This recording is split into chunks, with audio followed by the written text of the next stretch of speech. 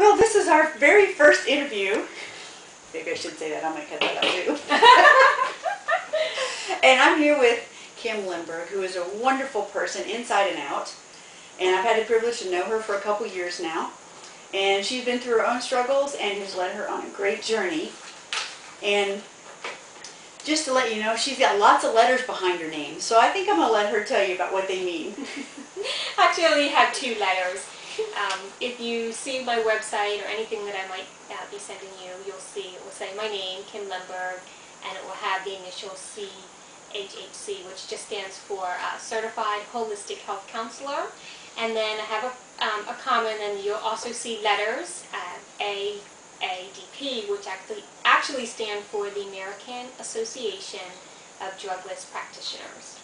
Yes. Say no to drugs. Oh. And vaccines. Right. Yeah, right. We're going to move those out of the way just in case so we can see our faces later.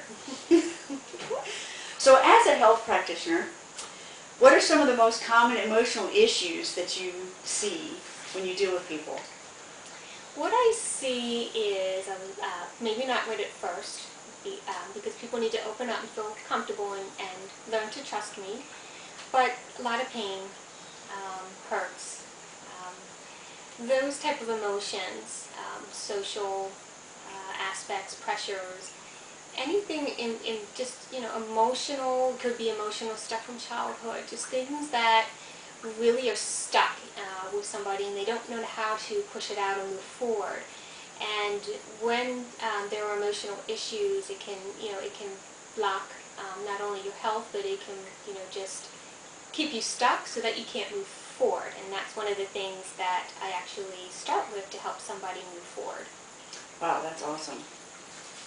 So what are some good tips that you can help people overcome roadblocks in their life, whether it's like creating a healthier life or maybe eating habits or just good habits in general? Okay.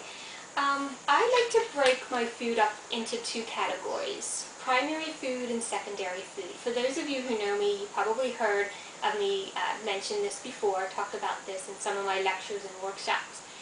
And let me just kind of go through what I mean when I talk about primary and secondary food.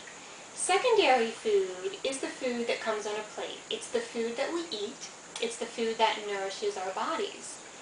Primary food is something that generally doesn't get talked about too much. And you really need both in order to be completely healthy in mind, body, and spirit. So they go together.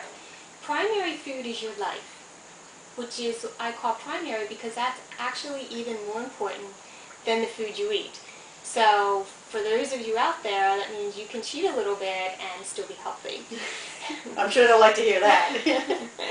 So just primary food, really finding, it's your career, doing work that you love to do. That's going to bring you such joy. It's going to make you happy and healthy. We hear about these things. We need relationships. Without relationships, we really just need good relationships. Exercise. We need to exercise to stay healthy. Our minds. We really need those endorphins. And your relationship. And I have to say, relationship to whatever you believe in terms of spirituality or religion. Awesome. Well, I'll say you're definitely practicing your primary food. Thank you. Yeah. So, share about your health journey, just quickly, because I know you've had your own, health struggles in the past that kind of brought you to where you were. So, kind of share that with them. Oh, sure. Yes, I think we all have our own stories, and each of our individual stories really help others who might be struggling as well. And especially, there might be people that think, oh gosh, I could never do this, or I could never do that, or I could never change. And you can. You just take baby steps. But for me, I had to get sick before I said, okay, enough is enough. And I'll keep it short. And really for me, I was pretty healthy my whole life, but I started, working in the corporate world, and of course with the corporate world I wasn't, living on, my true passion. And anytime you're away from your true passion, the body will get sick, it becomes acidic. And also with that, I was eating, just junk food and, filling up my body with junk. And It's hard to believe that now. She looks so good. She's so vibrant. And all of you can be vibrant. It's easier to be healthy than it is to be sick. It really is the truth. And it doesn't take much.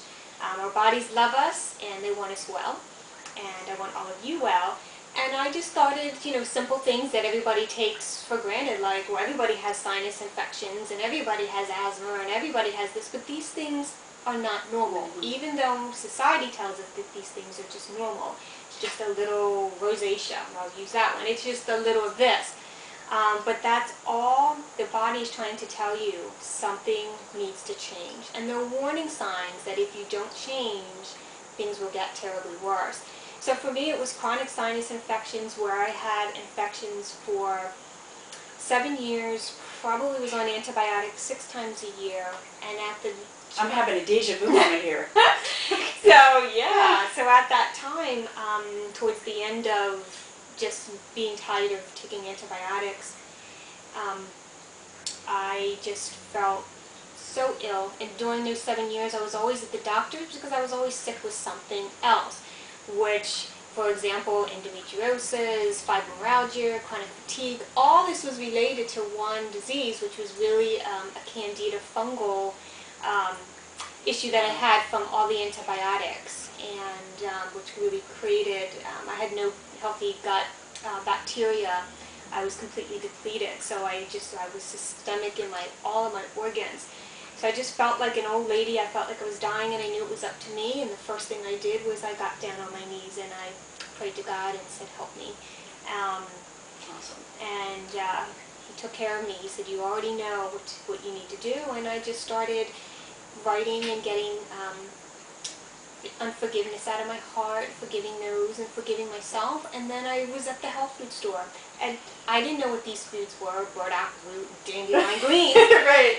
But I just, I said, well, these are the foods that are good for you. These are the foods that are going to nourish your body. And I learned, and now what I do in my passion, it became a passion, and now I help others. So I hope that didn't scare you, dandelion greens and burdock root, but we don't have to start there. Right.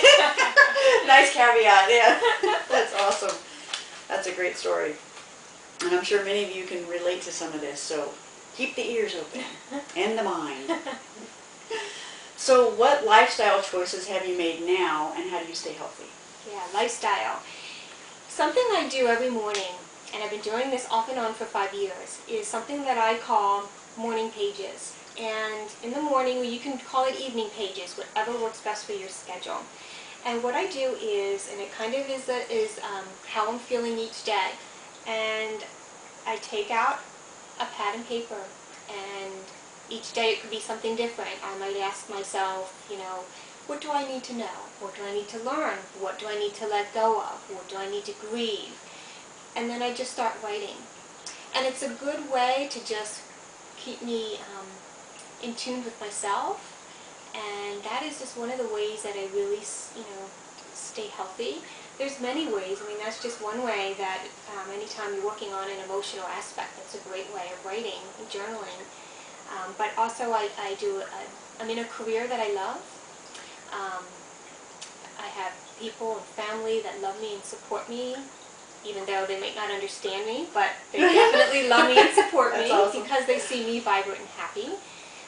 I take care of my body not only through food but through exercise, and I basically really just I actually crave nature, sunshine, fresh air, all the things that we need for a healthy lifestyle and body. Awesome.